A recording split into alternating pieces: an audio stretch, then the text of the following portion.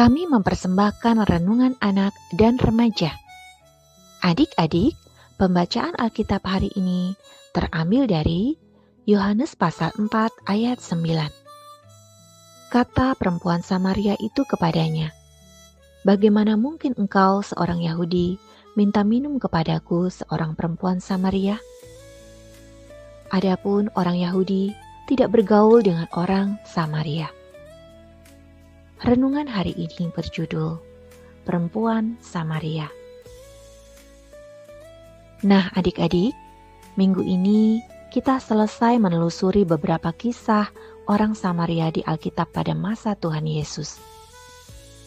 Hari ini kita menelusuri cerita tentang perempuan Samaria yang mengajak orang-orang Samaria lainnya percaya pada Tuhan Yesus sebagai juru selamat dunia. Suatu ketika Tuhan Yesus melewati daerah Samaria. Tuhan Yesus sangat letih dan meminta minum seorang perempuan Samaria yang hendak menimba air. Maka kata perempuan Samaria itu kepadanya, "Masakan engkau seorang Yahudi minta minum kepadaku seorang Samaria?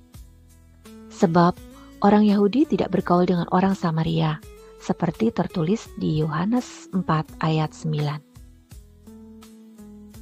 Tuhan Yesus mau menyapa perempuan Samaria, meskipun saat itu orang Yahudi tidak bergaul dengan orang Samaria.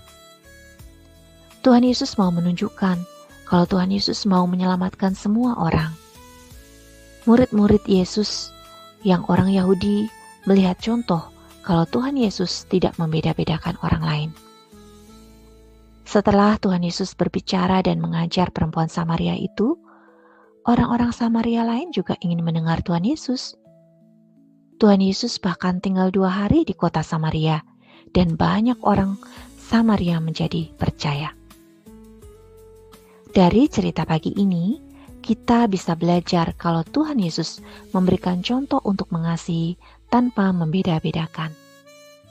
Meskipun murid-murid Tuhan Yesus saat itu tidak senang bergaul dengan orang Samaria, tetapi karena teladan Tuhan Yesus, pada akhirnya murid-murid Tuhan Yesus seperti Yohanes dan Petrus berdoa agar orang-orang Samaria beroleh Roh Kudus, yaitu diceritakan di Kisah Para Rasul 8 ayat 15.